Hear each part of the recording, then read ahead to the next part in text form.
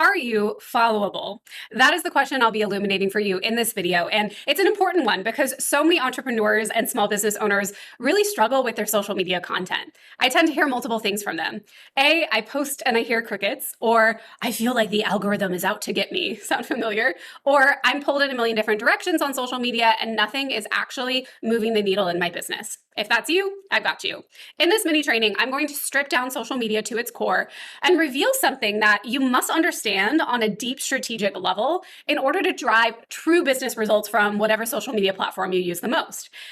If you need receipts on why I should know this, it's because 90% of my own business revenue over the past 3 years has come directly from my Instagram audience. But even more than that, in a past life, I was director of marketing at an agency helping corporations develop revenue-driving content marketing strategies. And I have spent the past 5 years translating these strategies into the small business and entrepreneurial space to help you see the same results and feel good while you're at it. So there you go, receipts. So that leads me to the question you're probably thinking. What does being followable actually mean?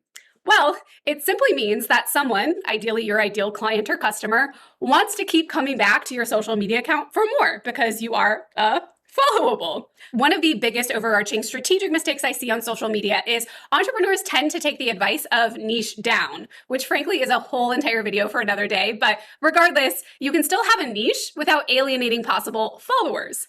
And listen to this. Social media is about casting a wide net to capture the interest of a large swath of people that could land within your audience. You can let other parts of your marketing, your website, your free opt-ins, your sales page, things further down the buying cycle, whittle that wide swath of people down to the most perfect people who will indeed buy from you, hire you, donate to you, insert your verb here.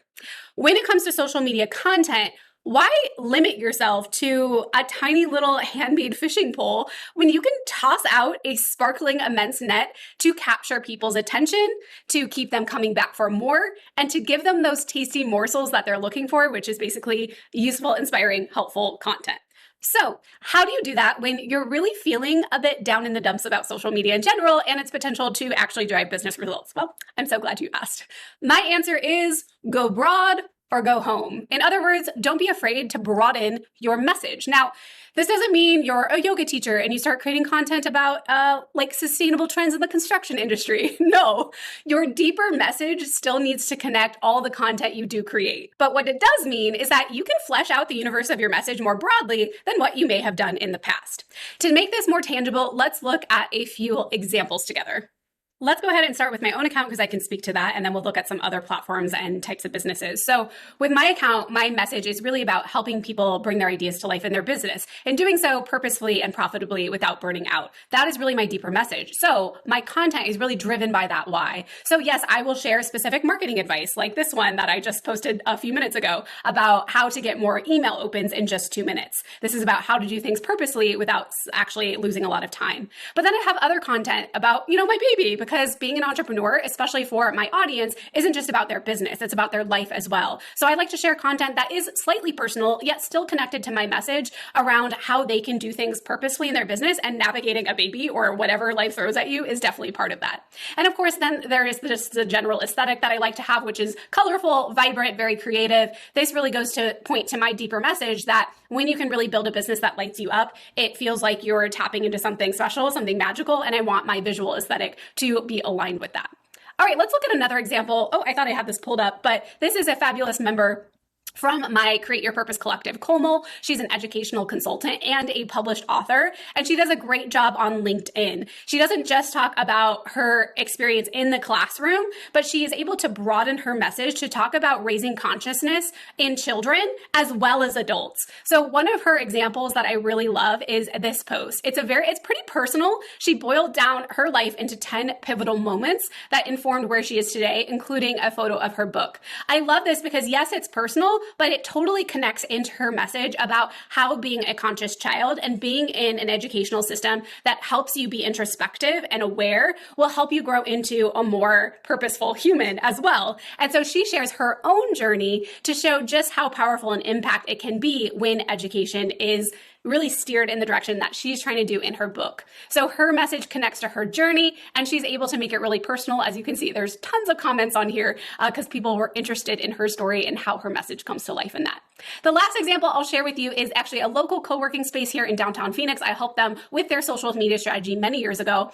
And what I love about what they do is, yes, they are a physical space. Yes, it's really a cool space with awesome design and aesthetics and events going on. And one of the things that they do quite often is feature the neighborhood around them, which I think is so amazing to see them actually featuring all the different places in the neighborhood that their members can go work at. They can grab a tea, they can grab food. And this is really interesting. And this is something that is followable. They're not just creating content about their co-working space, which frankly is going to be mainly interesting to the people that are already members or considering being members, which is awesome because that's a business result that they're trying to get.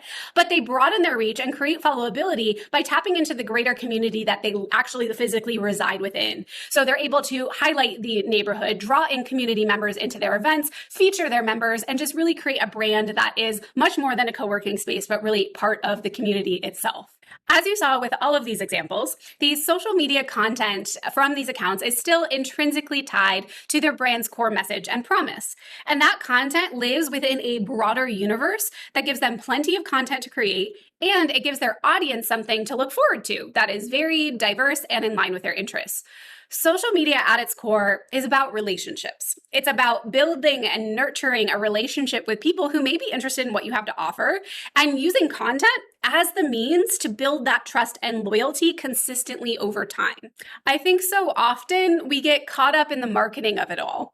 All those buzzwords we're told are important: algorithm, engagement, consistency, reach, editorial calendar, and on and on and on. And don't get me wrong, those things are important, but they are just one layer of the relationship you can build with your audience. They're the how and the what, but what they're missing is the why. And your why, your message, is the most important piece of it all. The why is what people connect with. This is what people come back for. This is what makes people feel something. The why is what drives them to take action in your business. And of course, the why, this is what makes you followable. The clearer you are on it, and the more it comes to life in every piece of content you create, whether it's niche or broad, the more your audience will keep eating their popcorn and coming back for more.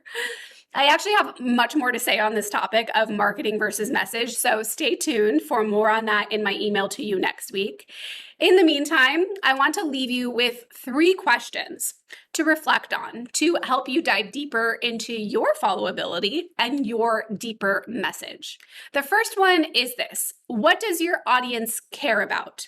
What is something they need help solved? What is it they are looking for in terms of resources? Are they looking to be educated? Are they looking to be inspired? What is it that really makes them tick? And what do they care about, so that you can be the best answer or resource on the end of that interest? Number 2 is, what makes you unique? What truly makes you stand out? It's so easy nowadays to copy what other brands or entrepreneurs are doing on social media, but that's also a really great way to not be followable because you're not unique, you're not interesting. So the third question will actually help you dive into that. The third question is, what lights you up as an entrepreneur the most?